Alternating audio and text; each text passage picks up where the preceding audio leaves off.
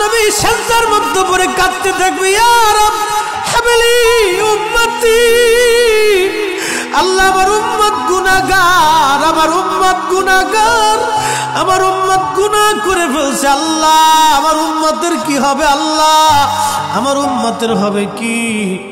আল্লাহ পাক ডাক দিয়ে বলবেন, হাবিব আপনি আর সিজদায় পড়ে থাকবেন না, মাথা উঠান। আপনি কাঁদেন কেন? মেহশর তো আপনার কান্নার জন্য না নবী, উঠেন, আপনি মাথা উঠান। আপনার জন্য আরশে মুআল্লার ডানে একটা কুরসি পেতে রাখছি, একটা চেয়ার পেতে রাখছি, একটা আসন রাখছি, আপনি নবী সেই আসনে বসবেন। আপনি মাথা উঠান, আপনি আমার হাবিব, আপনি আমার বন্ধু, আপনি আর কাঁদবেন না। হুজুর আপনি মাথা উঠান।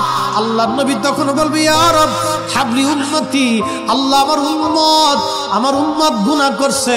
আল্লাহ ডাক দিবে, হাবিব আপনি মাথা উঠান, আপনি সর্বপ্রথম হামদের পতাকা উড়াবেন, আপনি সুপারিশের পতাকা উড়াবেন, আপনি যাকে খুশি তাকে নিয়ে জান্নাতে চলে যান। একবার জোরে বলা যাবে কি সুবহানাল্লাহ?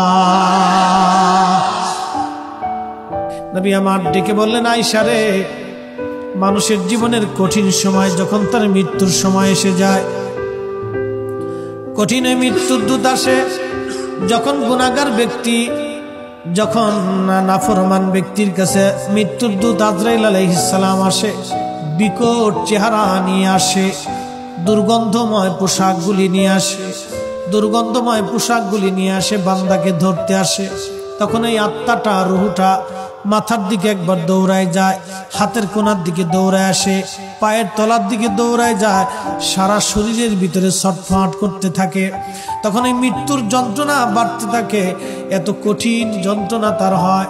নবী বলেন, আয়েশা রে শোনো, একটা উট জ্যান্ত হালতে জবাই না দিয়ে উটের চামড়া ছিলাইলে যেই রকম কষ্ট হয়, আয়েশা রে এই উটটাকে জিন্দা হালতে 100 বার যদি উটের চামড়া তুমি সেলাও, যে পরিমাণ কষ্ট হবে আয়েশা, একজন বেঈমানের মৃত্যুটা এরকম ভয়াবহ কষ্ট হতে থাকবে।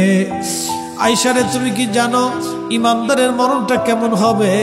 ইমানদারের মরণটা আজরাইল আসবে, সুন্দর পোশাক নিয়ে, সুন্দর সুরত নিয়ে এসে বলবে, ইয়া আইয়ুতুহান নাফসুল মুতমাইন্না তুরজিই ইলা রাব্বিকি রাদিয়াতাম মারদিয়া ফাদখুলি ফি ইবাদি ওয়াদখুলি জান্নাতি।